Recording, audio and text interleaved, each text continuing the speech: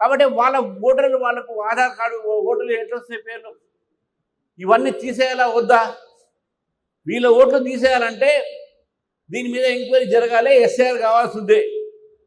కాబట్టి ఓటర్ లిస్టులో డిలీట్ చేయాలంటే ఒక ప్రొసీజర్ ఉంది, ఫామ్ 7 అని నింపి వాడు వచ్చి మీకు చేయాలి. కాబట్టి ఇవన్నీ అట్ట కాదు, మళ్ళీ స్పెషల్గా రివిజన్ చేసుకొని ఎవరింట్లో ఎంతమంది ఉన్నారు ఆ స్పెషల్ రివిజన్ చేసేటటువంటి వ్యవస్థ ఈ ఒక తప్పుడు ఓట్లని, దొంగ ఓట్లని, డూప్లికేట్ ఓట్లని, విదేశీ ఓట్లని వీళ్ళందరినీ తొలగించడమే ఎస్ఐఆర్ ఒక ప్రయత్నం గతంలో జరిగింది, మళ్ళీ జరుగుతుంది అంతే. దీంట్లో పెద్ద వేరే ఏం లేదు. కానీ కాంగ్రెస్ పార్టీ దీన్ని ఓటు చోరీ కింద అక్కడ చెప్తా ఉన్నారు. ఇది అర్థం చేసుకోవాల్సిన అవసరం ఉన్నది. దాని మీద పార్లమెంట్లో చర్చ చెప్పినప్పుడు కాంగ్రెస్ లేదు, పారిపోయింది, వినే ఒక ఓపిక లేదు వాళ్ళకు. కాబట్టి ఎస్ఐఆర్లో సంబంధించినటువంటి కొన్ని అంశాలపైన మొన్న పార్లమెంట్లో జరిగినటువంటి ఒక వాదన పైన, డిబేట్ పైన అమిత్ షా గారు మాట్లాడారు.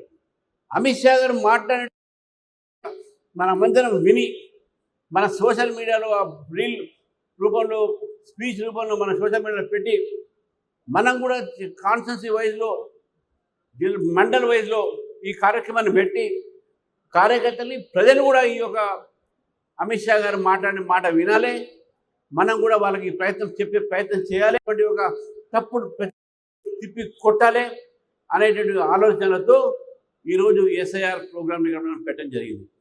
కాబట్టి అందరూ కూడా కార్యకర్తలు కొడతా ఉన్నారు.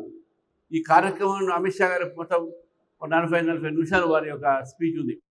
మొత్తం విన్న తర్వాత దాన్ని మీరు యూట్యూబ్లో నుంచి లింక్ చేసి పంపించినాం, తెలుగులో కూడా ట్రాన్స్లేట్ చేయించినాం. తెలుగులో ఉన్న ట్రాన్స్లేషన్ మీడియాలో కూడా పెట్టాలి. మన సోషల్ మీడియా కూడా యాక్టివ్ కావాలి. ప్రతి వ్యక్తి ఒక సోషల్ మీడియాలో యాక్టివ్ అయ్యి పంపించాలి.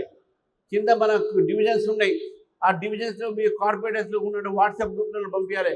ఇవన్నీ కూడా మీరు ప్రయత్నం చేస్తే ప్రజలకు కాంగ్రెస్ పార్టీ ఏ తప్పుడు విషయాలు చెప్తున్నదో దాన్ని మనం తిప్పి కొట్టేటట్టు ఒక ఇది ఉంది. ఇప్పుడు జిహెచ్ఎంసీ స్వరూపాలు మారుతా ఉన్నాయి. ఈరోజు మొన్న ఎలక్షన్ జరిగిన దాదాపు 1000 దాకా బీజేపీ గెలిచిన సర్పంచ్లు. పోయినసారి కేవలం మనకు 160 మాత్రం ఉంటే ఈసారి 1000 దాకా మన సర్పంచ్లు గెలిచినామంటే అది భారతీయ జనతా పార్టీ ఈరోజు రాష్ట్రంలో పెరుగుతున్న విషయం. కానీ కాంగ్రెస్ పార్టీ తట్టుకోలేకపోతుంది. మొత్తం మేమే గెలిచినాం, అబద్ధాలు ఆడుతా ఉంది. మొత్తం గెలవలేదు, గెలిచిన వాళ్ళంతా మా వాళ్ళే అని గతంలో అంజయ్ గారు చెప్తే